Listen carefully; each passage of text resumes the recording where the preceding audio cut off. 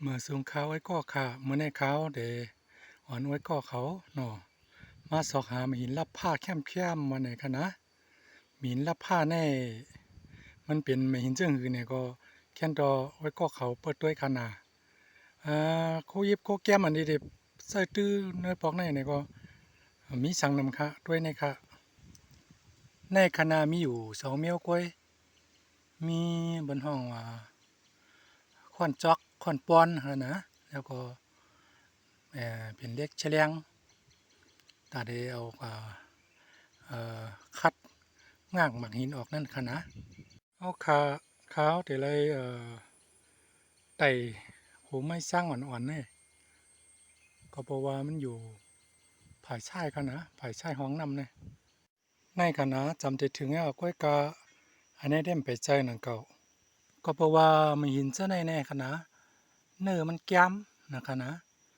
มันไข่แก้มไว้เป็นไหนไว้ค่ะเนื้อมัน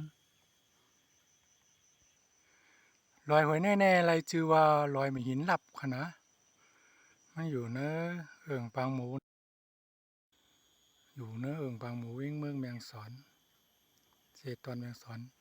อันตั้งนาอันนั้นค่ะอันเปลี่ยนรอยมีหินลับอันนั้นกำเด็กกระซอกด้วยก็เพราะว่ามันเอาง่ายนี่แหละเพิ่นเอารถ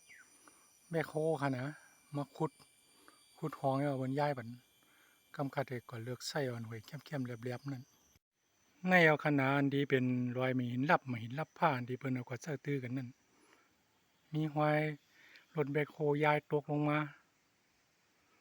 ข้าวนั่นก็ได้เลือกย้อยเอาปุ๋ยอันที่ต่างๆอันเป้ไรนั่นก็ด้วยอันเนื้อดีๆ คำว่าได้เป็นหวยเชิงหือนี่ก็พอต้วยกันค่ะเดี๋ยวเนื่อนชอกแควนั่นเข้มนั่นในคณะมาหินันที่เขาก็เลือกย้อยมาไว้น่ะมันเคยวันไหนไว้ว่าเนื่องแควอันนี้เดี๋ยวว่าที่แควได้ที่ก่อนเสริมใครแก้มอยู่นี่คณะก็เขากัดด้วยว่าข้าวมาจึงหือไอ้เนี่ยอันนี้ไม่เขาย้ายมาไม่หินันดีตกลงมา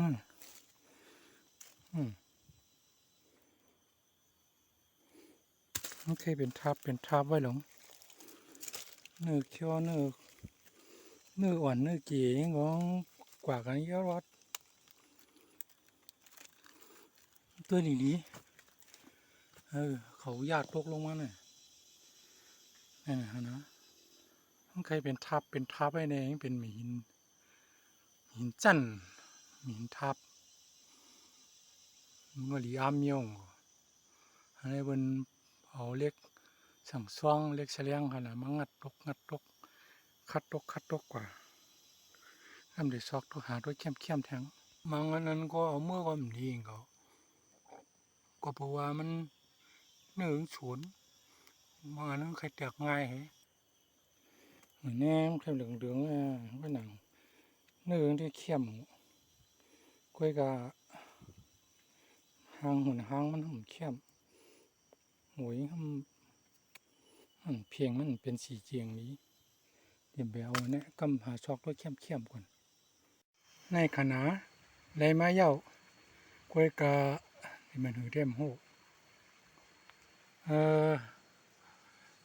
ไรมาตาโอ้เนื้อแม่งก็มอกให้ชิปเขา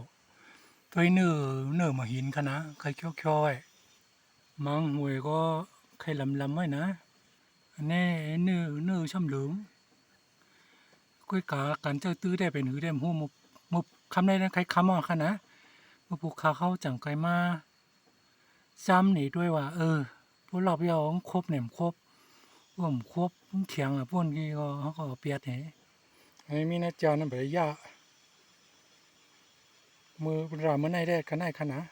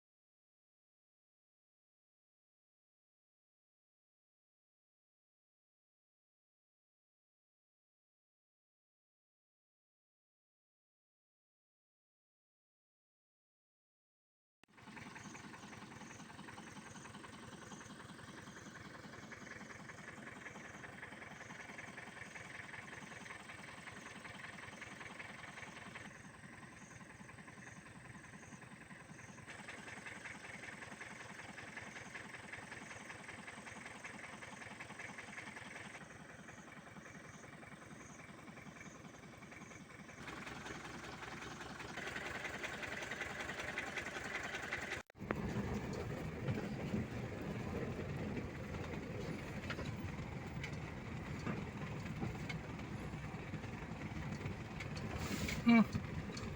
ายิบกำเลี้ยวหายิบมือฟุงเฮ้ยมันเกิงเหมือนได้ทนหนาวะ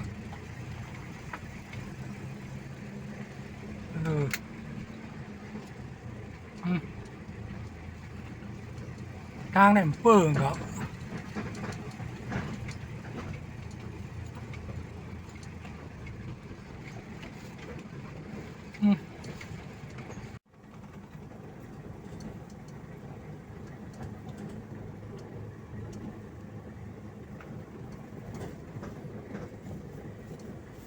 ทางเนี่ยมันหลีเพราะว่าเป็นเฮ็ดว่าให้กว่าโซนค่อยขนาด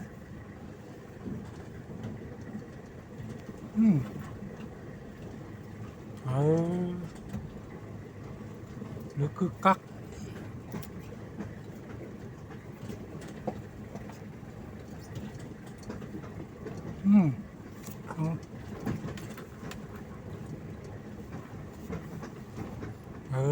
กลัวได้ปะ